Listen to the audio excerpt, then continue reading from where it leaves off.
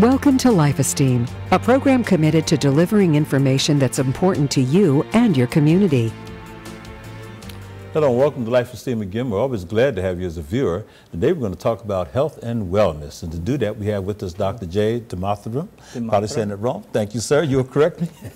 And he is the academic hospitalist. At your hospital? At your hospital. Yes, indeed. We're so glad to have you because you're going to be a part of what's called the Life Esteem's Holistic Wellness Expo. And so I'm really turning this over to Pat since she's the one who created this entire event. Wonderful. Yeah, I'm really excited and to first of all introduce Dr. J, as I will refer to if you don't mind, to our show today to talk about the Life Esteem Holistic Wellness Expo, which will be on Friday, September 16th at the Giant Community Center on Lingelstown Road. And what we're doing is addressing the 8 dimensions of wellness. September the 11th through the 17th is National Wellness Week. Yeah. And as a result of that, I came up with this brainchild of really bringing this out to the community because Life Esteem is establishing the Life Esteem Holistic Wellness Center. And I had the opportunity to meet some wonderful people at India Day, this month, and saw your table and your materials. And I went to Shirley, who's in here at the studio with us this morning, and asked if you all would be interested in participating. But Dr. J, tell people who you are, though, what you do at your, and what is the academic hospital? Sure. What is that? So, I'm a physician. I practice internal medicine. Okay. I'm primarily based in the hospital. An academic hospitalist is one who is involved in teaching residents. Okay. We have a pretty big internal medicine residency program at York Hospital. We have around 36 residents altogether. Okay. So my job is to train them, teach them, and see patients and take care of the situation as the day goes along. Yeah. All right, okay, that makes a lot of sense. So this is what I do for my profession. For your profession, but in addition, you do other things. Talk about this other thing that you're involved with Heartfulness, and talk about that. Sure. One of the subjects that's very dear to my heart is meditation. I started off practicing meditation when I was 18 years old. Growing up in an environment where my mom and dad were practicing meditation, I used to make fun of them. Yeah. It looked really silly to me, just sitting down, closing your eyes, doing nothing. Yes. But I was also a bit curious to find out what it is all about. When I was 18, I wanted to test it to see what it actually feels like. So when I started practicing heartfulness meditation, which I'll talk about in detail in a minute, but when I started practicing it, I didn't feel much. Okay. I was closing my eyes, opening my eyes. But one good thing that I did was I carried on, I persevered, and I was doing that for about 4 weeks or so, and at the end of 4 weeks, I was having a meditation session with one of our trainers, and it was a wonderful session. It was almost as if my mind was removed, dipped in pure water, and put back in again. It was a wonderful feeling, just to have that clarity of thought, the clarity of mind, which I never experienced before. And that made me think, aha, there is something to it. And that made me carry on practicing it little by little by little, whatever I could. And a few days later, you have these thoughts, that was a fluke. Yeah. But subsequent experiences, both subjective and objective, made me feel that there is something to meditation and it can contribute to your own well-being, your own wellness. And the practice that I do is called Heartfulness meditation. And it is, in a very simple way, a life which is guided by inspirations and feelings that arise from our own heart. And if we can learn to listen to those feelings and capture the inspirations that come from within by meditating on the heart, listening to it again and again and again, it's hard. Yeah. It's hard. Yeah. But when we start to learn to listen to it I think we can master our lives in a reasonable way, where we can go through the ups and downs of life in a reasonably serene way. I've noticed, and Pat's been into mindfulness. And so how do you compare heartfulness to mindfulness? Is it the same or is it different? The differences are very subtle, Okay. but mindfulness deals with being non-judgmental and being in the moment. A awareness of the present in a non-judgmental way is mindfulness. That's my understanding of it. I may be wrong. When it comes to heartfulness, it is about fine-tuning your heart with the mind. That's heartfulness. And where your life is led by the guidance of the heart, and that's heartfulness. Beautiful, beautiful. I want to hold up this flyer that will show what's coming up here on September the 16th over at the Giant Food Center there on Linglestown Road, I believe. And if we can zoom in on that a little bit, it's a beautiful little flyer. And this flyer can be obtained through Patricia, Pat Gadsden here, who is really the person who came up with this idea. And it's a free program, is that right? Yeah, it is free. We will be meeting there from 10 to 3. And we'll have our keynote speaker, which will be Cheryl Dondero, who is the director of the Dauphin County Drug and Alcohol Services here in our county.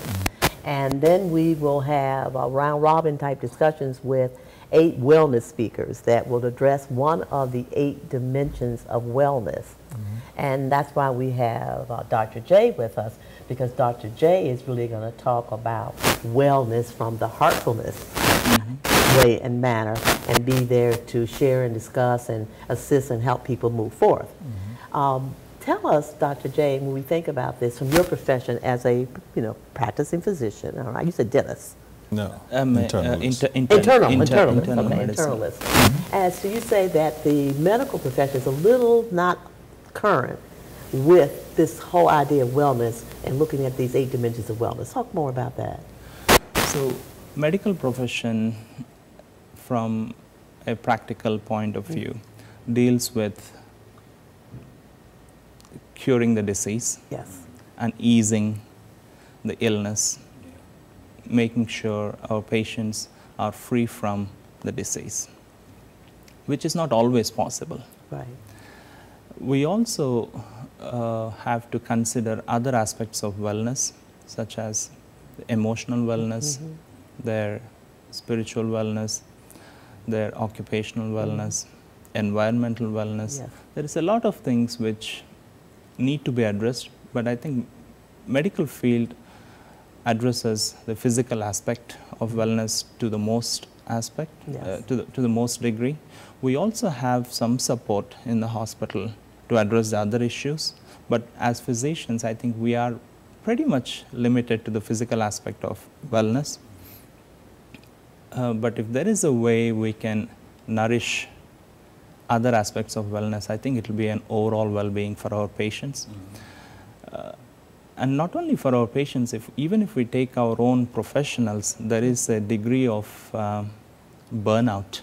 And burnout is something which we talk about a lot these days. Feeling almost as if we are at the end of a rope. And if we do not address the wellness, I think this burnout is going to take over and cause a lot of problems down the lane. And one of the ways to take care of your own self is addressing the dimensions of wellness. And I'm a full supporter of wellness, of an overall wellness, not only the physical aspect, but also taking care of other dimensions of wellness. Chaplains within the hospital setting, do you work in hand with the chaplains? And yes, yes, we do. And we do offer our patients, if they would like to see a chaplain. And patients who request the chaplain service, I think they feel really good once they meet with them. Good. Well, that gets to that dimension of spirituality, does it not? In regard to the chaplaincy aspect and the way. And Nate has been involved with that for a number of years through your chaplain institute. That's right, absolutely. Yeah, we, through Pinnacle Health, we work with what we call volunteer chaplains. They call them assistant chaplains, actually. But they're persons who come from all walks of life, who don't necessarily want to, you know, work full-time in the field of chaplaincy, but want to do the work of chaplaincy. So we take them through a 2-year training process, and they learn as they go.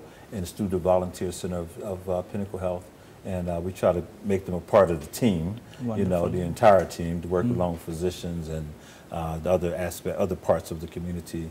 That's called the hospital, and it's all for the well-being of the patient as well as the staff. As you said, you know, we got to take care of ourselves as well, right? Absolutely. That's right. Absolutely. So tell us about your magazines that you have here.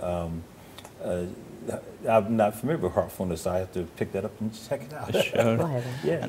Heartfulness magazine is a very simple and very nice information that we have in the Heartfulness magazine. It addresses a lot of I can hold it up if you like me to. Yeah. it addresses a lot of issues with not just you know, about meditation and all. It addresses issues such as sleep. It addresses issues such as nutrition. It addresses issues such as our emotional wellness. It's beautifully designed, and Yes, it is. Yes, it is. and if we can, it's also available online. Heartfulness magazine. There is a website on it. We can also access it through Heartfulness website called www.heartfulness.org. Okay, yeah, that's what And the magazine should also be accessible through that. It's free, and it has given me a lot of insights into not just one aspect of life, but many aspects of life. So has the Western world, the America, you know, caught it with other parts of the world who has probably embraced this a lot more than we have? That's my understanding, but is that your experience and your understanding, that it's a harder sell here in this country than it would be, let's say, in India?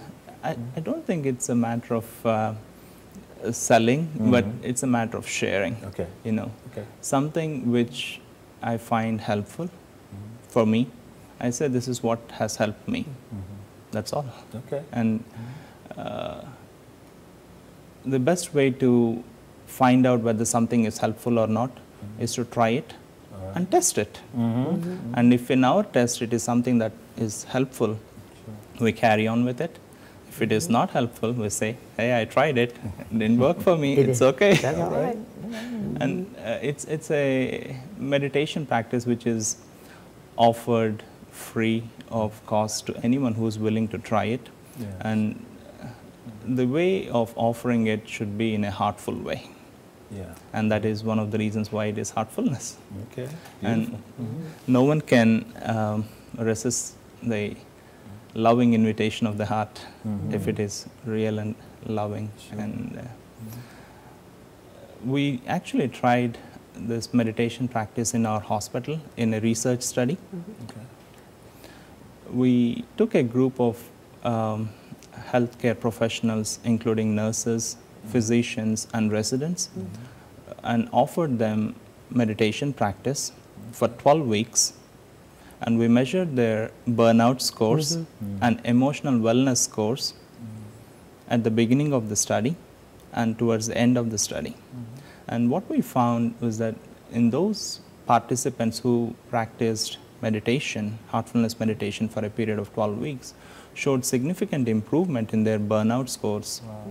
And they also showed an improvement in 19 out of 22 parameters of emotional wellness. Wow.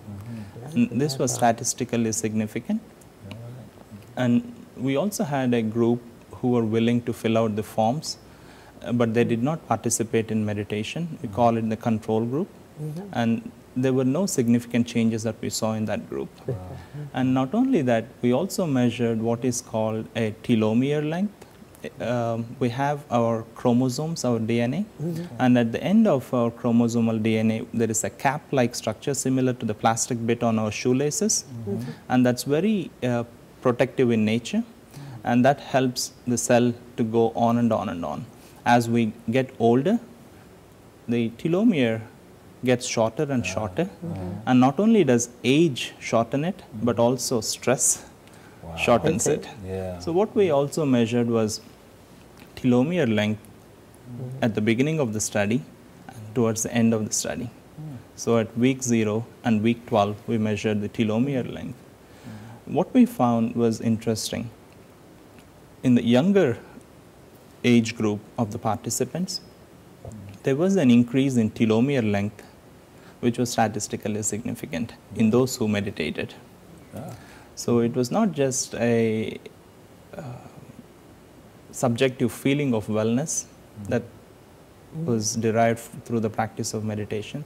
There was an objective change that we found, demonstrated by the telomere length, which increased in length. That's amazing. That is. I never even knew about that, okay, in the chromosome into that particular piece that was there. So when we talk about wellness, and we have the 8 dimensions we're addressing, physical, emotional, social, intellectual, which is mental as well, financial, environmental, spiritual, and occupational. So you're going to be addressing the mental, okay, dimension, okay, on September 16th. And you said that you were really pleased to see these other dimensions being addressed.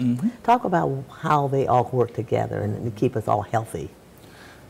I think from a medical profession, we think of health as being free from disease. But that is not all about health. It is a feeling of wellness in many aspects of our life. I may be free from disease, but if there is an emotionally overburdening situation, I don't feel well. And if there is a lot of occupational stress that's going on, I don't feel well.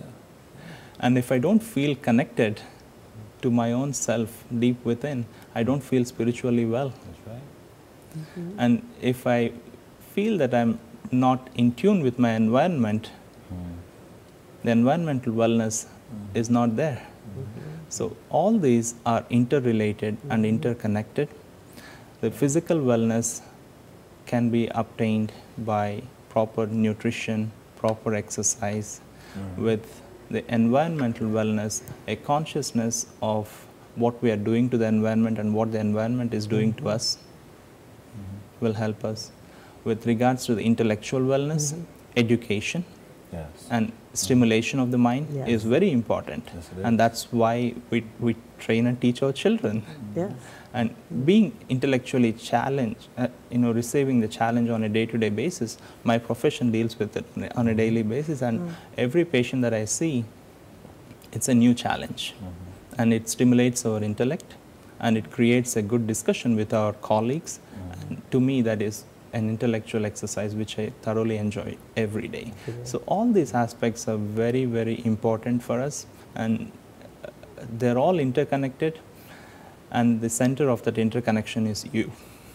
It's so true. And one of the sad realities of that, description is that, and I won't just say inner city, it could be any, geographical location. But while school should be a time of stimulation and joy, it can also be very stressful for a lot of young people. And then when they're coming from a really rough environment and have to go back to that environment and then find the school, it gets to be really tough. So they talk a lot about what is it called, post-traumatic stress syndrome, and how a lot of young people are exposing or experiencing that, and then it's being shown within their school performance, their relationships and everything else. And so now we move into the mental in a whole different realm, because we're seeing them on the other side in the criminal justice system or in facilities. There are a lot of young who have a very lot of stress these days, and maybe we're putting way too much on them. I don't know. What are you experiencing in your own practice? I think you're very correct. There is a lot of things that are putting a stress on us on a day-to-day basis. I don't think there is anyone who's free from stress these days. About it. And I think the way to address stress is there are two things. One is the environment that plays its role in stress, and my own reaction to the environment that also plays a big role in the stress. Yeah, absolutely. And the way I look at it is there is very little control that I have on the environment. I have very little control on the circumstances. But one thing that I can do is to try and see what I can do for myself to stay calm and settled.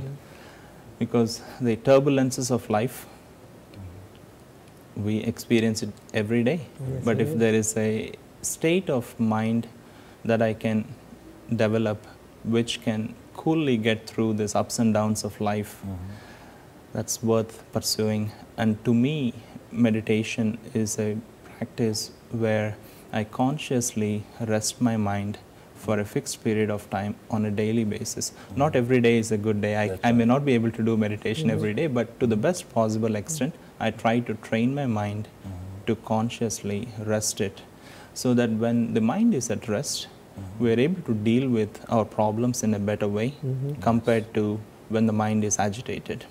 And to put it in a very simple way, if I get a good night's sleep, I feel refreshed in the morning and I'm prepared for the day.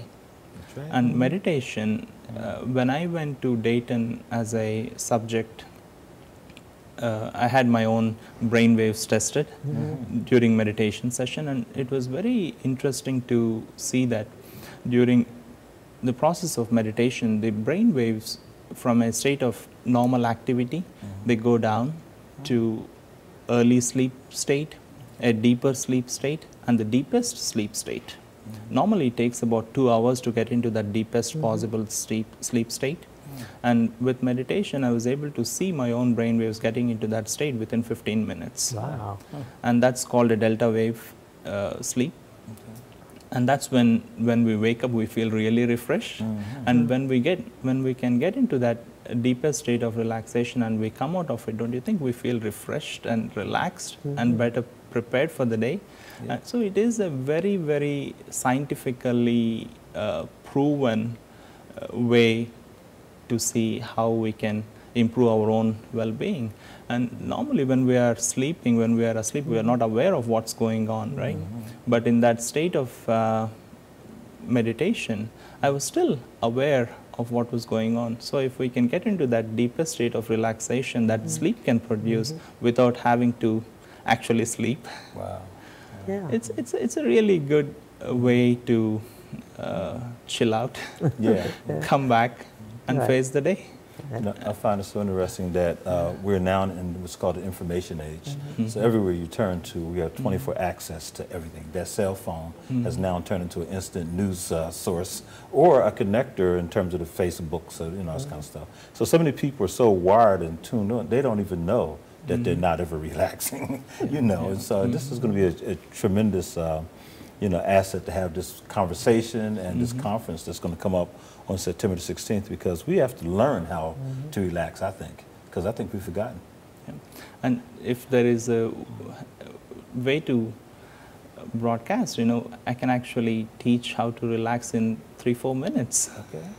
Because what we do is we gently close our eyes. If you're willing, we can actually do it for about 3-4 minutes, and it can be beneficial for a lot of people, especially kids, to learn to relax. My daughter, she is 8. When she goes to bed at night, she calls me and says, "Daddy, can you do the relaxation for me, Daddy?" So the way to relax has to be taught to children, because if they can learn this little technique of relaxing themselves, it's probably going to help them long term. And when we are relaxed, it puts our mind at ease. And when our mind is at ease, there is a little bit of more clarity of thought, and it helps us deal with the day in a better way. And there is relaxation technique available on the website of Heartfulness, where you can play it and see how it feels. Fantastic. Good. Well, Pat, I know that you have some other speakers that are coming. Who are some other people other than... some of the other people that we're going to have on September 16th actually will be Joe Green. Joe Green actually is my personal trainer, physical trainer. And he does a lot of stuff around just the physical aspect, but also nutrition. and how important that is, and what we're putting into our bodies, and really to think and look at some alternative ways, in particular for people that have diabetes or other chronic health issues, and looking at that. We also have